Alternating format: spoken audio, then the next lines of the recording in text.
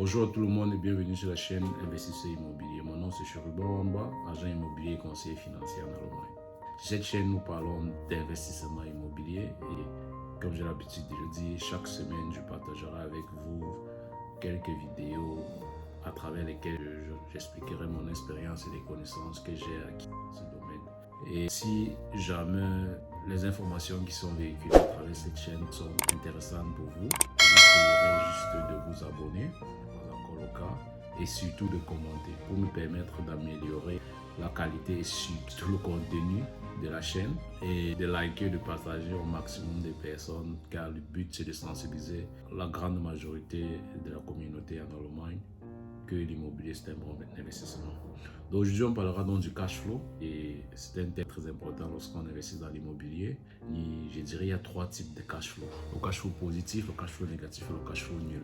Et selon ces trois formes, j'irai dans les détails. Commençons par le cash flow négatif. Le cash flow négatif s'explique comment. Le cash flow négatif c'est quoi en soi? C'est juste que vous achetez un bien immobilier, vous le mettez en location et le loyer que vous percevez ne couvre pas toutes les charges de la maison, telles que la traite bancaire, la gestion de votre bien immobilier, telles que le house servant, le mid-servant et le house girl, si on peut dire ainsi. Et ce qui fait que vous pouvez voir au début en train d'investir en plus de l'achat, d'investir dans votre bien immobilier 100 euros, 200 euros, 300 euros, ça dépend. Donc ça c'est le cash flow négatif. Le cash flow nul, comme je l'ai dit tantôt, c'est juste que votre loyer couvre effectivement toutes les charges. Ce qui fait qu'en fin de compte, vous êtes à zéro à la fin du mois. Et le cash flow positif, qui est le sujet le plus intéressant pour la plupart des gens qui veulent se lancer dans l'immobilier et qui se disent que l'immobilier c'est un investissement qui permet d'être riche sur le coup. Le cash flow positif, c'est dans ce point important, à savoir lorsque vous achetez un bien, le loyer que vous percevez couvre suffisamment les dépenses mensuelles, si bien qu'à la fin vous avez également un plus de 100, 200 euros, peu importe, ça dépend. Donc ce sont les trois cash flows qu'il y a dans l'immobilier et s'il faut entrer en profondeur avec le sujet, je dirais, la question qu'on a l'habitude de me poser, c'est est-ce qu'acheter une maison et investir chaque fin du mois encore de l'argent à l'intérieur, est-ce que c'est une mauvaise affaire? Non, c'est pas une mauvaise affaire, tout dépend. Tout dépend d'abord maison que vous achetez, de l'état de la maison que vous achetez, de l'emplacement de la maison et de la possibilité locative. Lagerzustand, Vermietbarkeit, ce sont les trois critères de base d'un investissement immobilier. Les experts disent même que les trois critères sont Lage et les autres viennent après.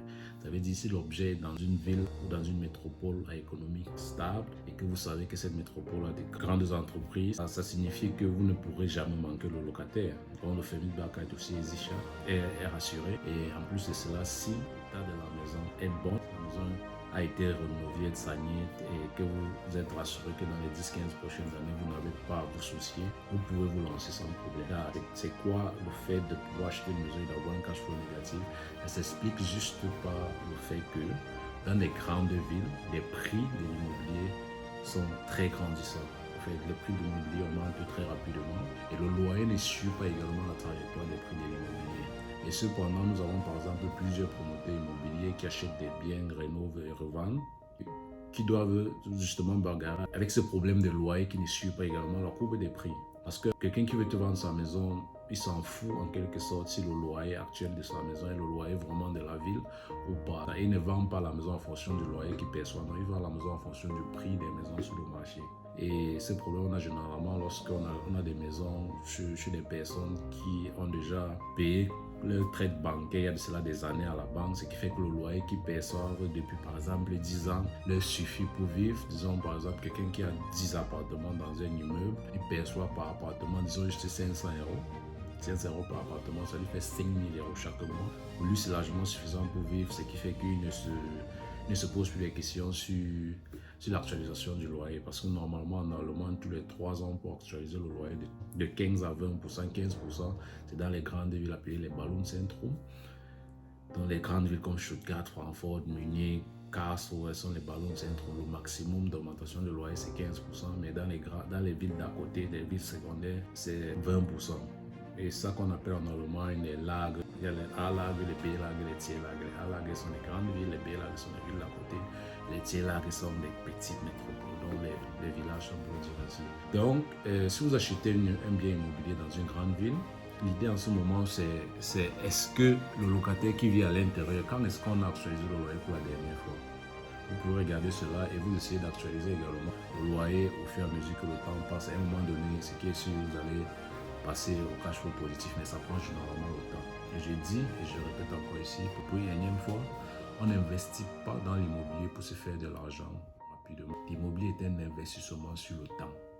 La plupart des millionnaires en immobilier ne sont pas devenus millionnaires au jour au lendemain ou à travers le cash flow.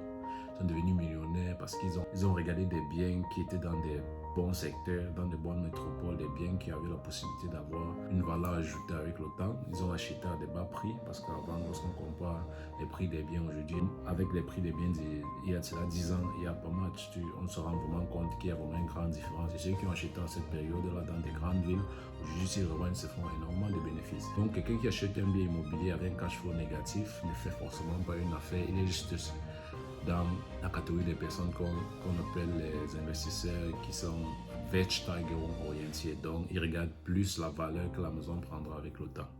Le cash flow positif, qui est le sujet le plus intéressant pour la plupart des gens qui veulent investir dans l'immobilier, parce qu'ils se disent que comme j'investis, il faut que ça me rapporte de l'argent. C'est pas mal pensé en soi, mais comme je l'ai dit tantôt, tout dépend. Le cash flow positif, c'est que vous achetez une maison et que le loyer que vous percevez couvre non seulement les charges de cette maison, mais en plus de cela, à la fin du mois, il faut avoir payé toutes vos charges, il vous reste un peu d'argent, peut-être 100, 200, 300 euros, tout dépend. Essentiellement, quand on parle de rentabilité de l'immobilier, est-ce que votre immobilier a une rentabilité de 3, 4, 5%? Ce sont des trucs que je ferai une autre vidéo pour mieux entrer en profondeur. Donc, le cash flow positif, la plupart des gens veulent des biens avec le cash flow positif, je comprends, mais seulement ils oublient une chose. Dans l'immobilier, ce n'est pas le cash flow qui est le plus important. Je répète, dans l'investissement immobilier, le cash flow positif, ce n'est pas le plus important. Le plus important, comme je l'ai cité plus haut, ce sont les trois critères. Lage, Zustand, Vermietbarkeit, c'est-à-dire l'emplacement du bien que vous achetez, l'état du bien et la possibilité locative. Car si vous voulez absolument faire du cash flow positif, c'est la chose la plus simple et la plus facile dans l'investissement immobilier. Vous n'avez qu'à acheter un bien éloigné de la ville, éloigné à 50, 30, 50 km d'une ville, parce qu'il y a des villages partout. Et là-bas, vous pouvez vous avez un loyer considérable, ce qui fait que vous pouvez vous dégager un cash flow positif là-bas sans problème. Ça, c'est un point. Le deuxième point, c'est que vous pouvez négocier avec la banque. Parce qu'à la banque, comme je l'ai expliqué dans une des vidéos que j'expliquerai encore dans la vidéo prochaine lorsque je parlerai du financement, lorsqu'on prend un crédit, il y a ce qu'on appelle le TINS, qui est le taux d'intérêt, et le Tilgung, qui est le taux de remboursement. Étant donné que le TIN, c'est le taux d'intérêt de la banque fixe que paye son bénéfice pour avoir prêté de l'argent, c'est difficile de négocier quand la banque a déjà fixé en fonction de votre crédibilité et en fonction de la valeur de la maison. Mais cependant, le taux de remboursement du crédit, qui est généralement de 2%, si vous voulez, vous pouvez discuter avec la banque et vous lui demandez de baisser le taux de remboursement. Donc, au lieu de 2%, on le met peut-être à 1 ou 1,5%. La banque fera cela pourquoi? Parce que plus votre taux de remboursement est bas, plus le remboursement du crédit prend le temps. Et plus le remboursement du crédit prend le temps, plus la banque se fait de l'argent. Ça veut donc dire quoi? Ça veut dire si vous baissez votre taux de remboursement, vous pouvez vous dégager du cash flow. Ça fait que la traite bancaire n'est plus très élevée. Et vous vous dégagez forcément du cash flow 200, 300, 400 euros comme la plupart des gens veulent. Mais cependant, à ces niveaux, comme je l'ai dit, sur la première hypothèse que j'ai prise, celle d'acheter une maison dans les zones reculées, il y a un truc qu'il faut prendre en considération, à savoir le risque qui va avec. Quand vous achetez une maison dans un coin reculé, les maisons à 30 km des villes, il y a des gens qui les louent. Généralement, pourquoi? Parce qu'ils ne trouvent pas encore la maison en ville. Ils la louent en cherchant toujours la maison en ville, parce qu'en ville, c'est vraiment difficile de trouver des maisons. Ce qui fait que vous pouvez mettre un locataire dans votre maison. Après, par exemple, 6 mois, il déménage. Maintenant, c'est à ce moment que les problèmes commencent parce que, vu que c'est dans un village, est-ce que vous trouverez un autre locataire aussi rapidement qu'il le faut? Et malheureusement, la banque n'attend pas. Chaque mois qui passe après que le financement a été réglé à la banque doit passer prendre sa traite bancaire. Et en ce moment, vous seriez donc obligé, vous verrez donc en train de porter toute la traite bancaire. Pourquoi? Parce que vous avez poursuivi un cash flow positif de 100 euros. Un cash flow positif de 100 euros par mois, en un an, ça fait 1200 euros. Admettons même que, puisque c'est aussi difficile dans les zones reculées d'augmenter le loyer comme dans les villes, parce que celui qui vit dans un coin reculé, comme j'ai dit, il est là généralement, sauf si c'est une famille et que vous avez acheté une grande maison, Mais généralement, ce sont juste des gens qui vivent en attendant de trouver la maison en ville. Parce que tout le monde aimerait vivre pas très loin du travail et on sait que le travail généralement c'est dans les métropoles au fait. Donc, comme je disais tantôt, ces 100 euros que vous poursuivez vont avec les risques au fait. Et 100 euros multipliés par 12, comme je l'ai dit tantôt, c'est 1200 euros fois 10 ans. Si vous n'augmentez pas le loyer, vous percevez les 100 euros de plus en pendant 10 ans, c'est 12 000 euros. 12 000 euros que vous avez pris le risque parce que vous voulez absolument que c'est 12 000 euros. Mais je vais attirer l'attention sur un autre point. Pour celui qui a acheté la maison, par exemple, à Stuttgart ou à Mannheim, qui se voit en train d'investir chaque mois également les 100 euros que vous percevez comme cash flow positif, lui, il investit plutôt les 100 euros dans sa maison. Actuellement, le taux d'inflation dans l'immobilier en Allemagne, dans les grandes villes, est de 4%, 4,5% en moyenne. À München, à Francfort, à Berlin, on est dans c'est autre chose.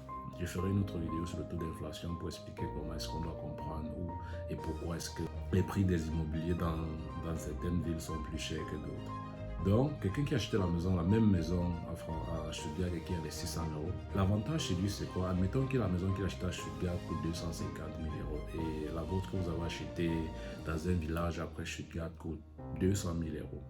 Donc, il y a 50 000 euros de différence. Mais lui, par exemple, à Stuttgart, sa maison, partons juste sur la moyenne du taux d'inflation normalement dans l'immobilier depuis les 20 dernières années, qui est de 2%. Donc, disons que sa maison prend en moyenne à Stuttgart juste une valeur de 2% chaque année. Ça veut dire 5 000 euros chaque année. En 10 ans, sa maison aura pris une valeur de 50 000 euros. La vôtre qui est un peu éloignée, je ne pense pas que ça va même pris la valeur parce que la valeur de la maison, c'est quoi? C'est que dans les villes, la demande est grande, et puis sa demande est grande, puis les prix augmentent. Mais dans les villages, c'est difficile. Ce qui fait que vous avez 12 000 euros après 10 ans de plus, et lui, en 10 ans, rien qu'à la valeur ajoutée de sa maison, il a 50 000 euros. Et de deux, comme je l'ai expliqué dans l'une des vidéos précédentes, lorsque vous prenez un crédit à la banque, chaque mois, quand vous remboursez une partie du crédit, ça fait qu'une partie de la maison vous appartient.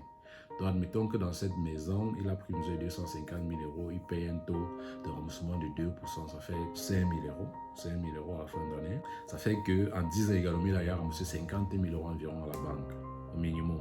Et comme j'ai expliqué, les 50 000 euros qu'il a remboursé à la banque, ça fait qu'il y a une partie de la maison qui lui appartient, qui vaut 50 000 euros. Après 10 ans, avec les calculs que je viens de faire, s'il revend la maison à un taux d'inflation de 2%, comme j'ai dit tantôt, de 50 000 de plus, ça veut dire qu'il revendra la maison à 300 000 minimum.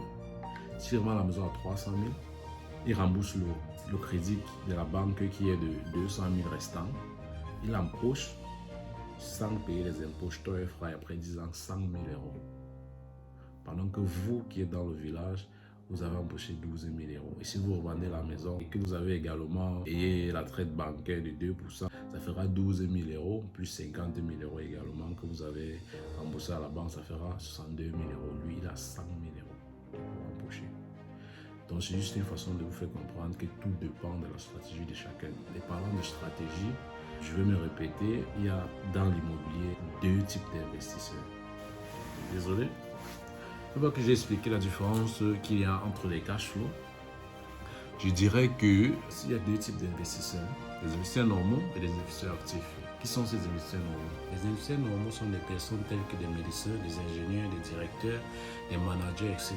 Bref, des personnes qui travaillent beaucoup, gagnent beaucoup d'argent et n'ont malheureusement pas de temps pour faire d'autres choses. Et de ce fait, ils préfèrent confier leur investissement aux sociétés spécialisées dans le domaine immobilier telles que VBD ou simplement aux agents immobiliers, aux professionnels du domaine tels que moi par exemple, car pour ces investisseurs, le bénéfice à court terme ne doit pas être la priorité, mais par contre, ils doivent plus regarder sur le côté sécurité et la rentabilité à long terme. J'aimerais préciser une chose, l'investissement immobilier en soi n'est pas un investissement qui permet d'avoir de l'argent immédiatement. C'est la raison pour laquelle les investisseurs immobiliers qui deviennent millionnaires disent que ce n'était pas le cash flow qui les a motivés à acheter un bien, mais la valeur du bien au moment de l'achat et la valeur que le bien prendra avec le temps. Et les investisseurs actifs sont donc des gens qui ont le temps et qui peuvent être sur le terrain. Mais pour cela, il faut avoir des connaissances du savoir-faire et des connaissances vraiment requises pour le sujet.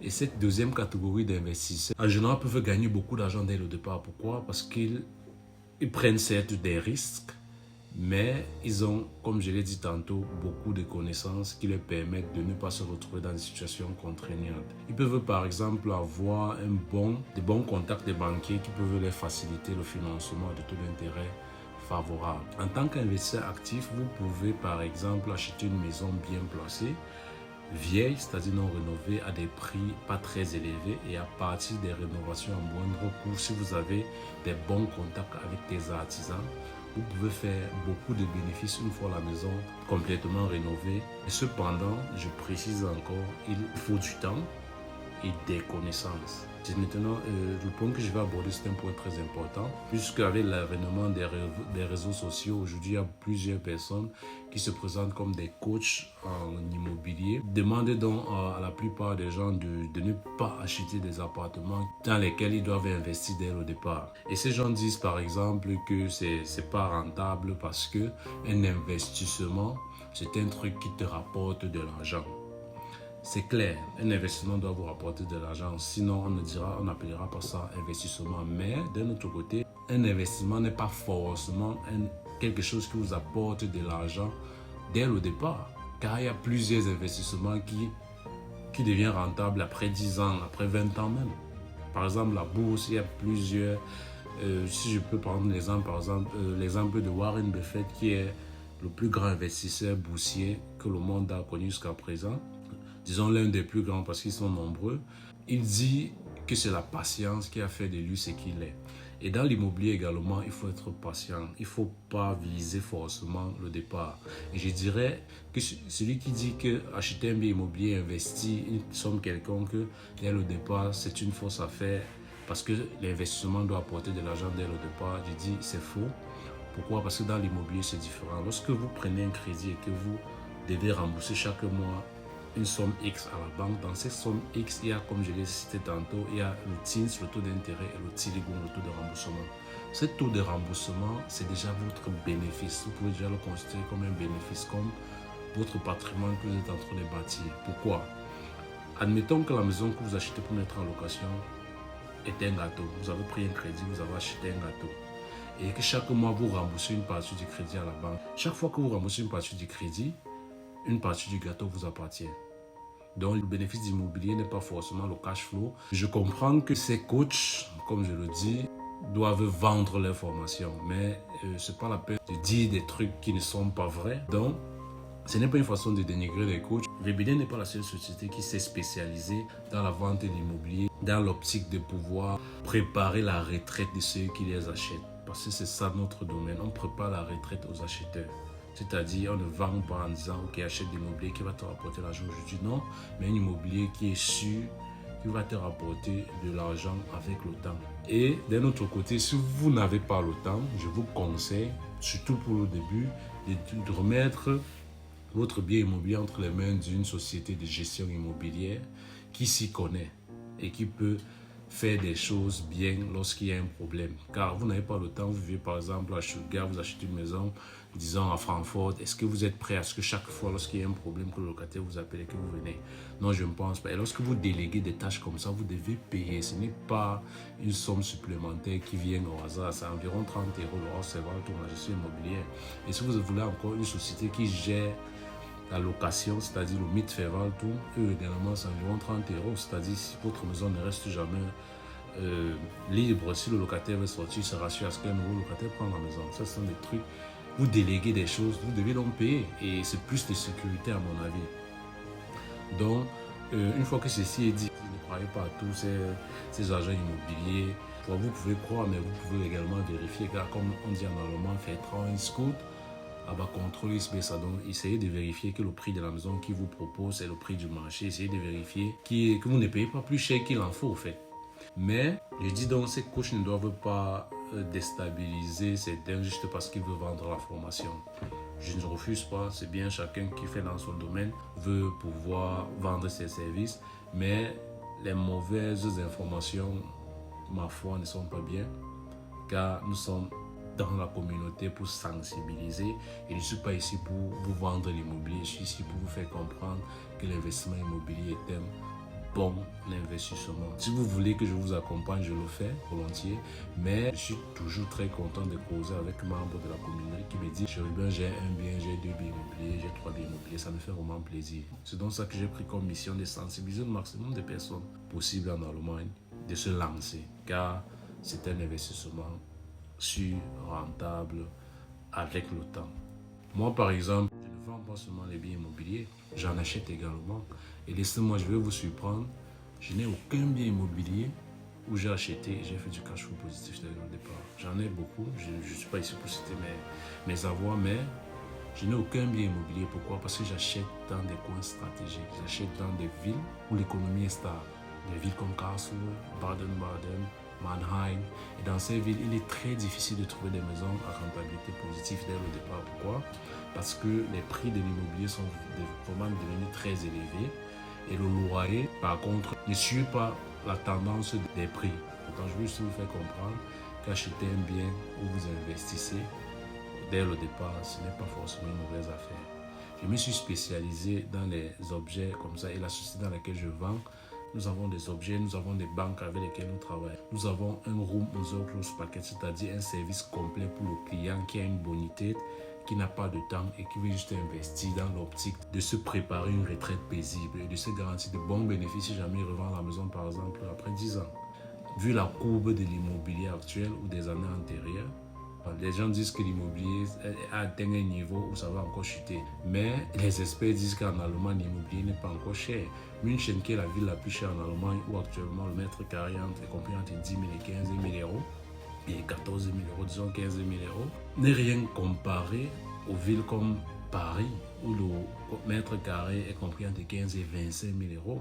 À Londres, le mètre carré également, on atteint déjà les 28 000 euros le mètre carré. Donc les experts disent qu'en Allemagne, le prix va encore monter. Et les gros bailleurs de fonds, comme les Chinois, s'intéressent déjà à l'immobilier allemand. Ça veut dire s'ils arrivent et qu'ils commencent à investir, les prix ne vont qu'augmenter. Francfort, on dit Francfort est cher, mais Francfort ne vaut rien lorsqu'on compare aux grandes villes. Donc, dans les prochaines vidéos, je peux détailler plus. Si vous voulez, laissez-moi savoir en commentaire. Si vous voulez plus de détails, seulement comme j'ai dit, tout dépend de la stratégie que chacun veut suivre. Donc, sur ce, je vais vous laisser aujourd'hui. C'était donc Chérubin Wamba pour vous aider à apprendre, à comprendre et à entreprendre dans l'immobilier. Merci de m'avoir suivi. On se voit dans la prochaine vidéo. Ciao.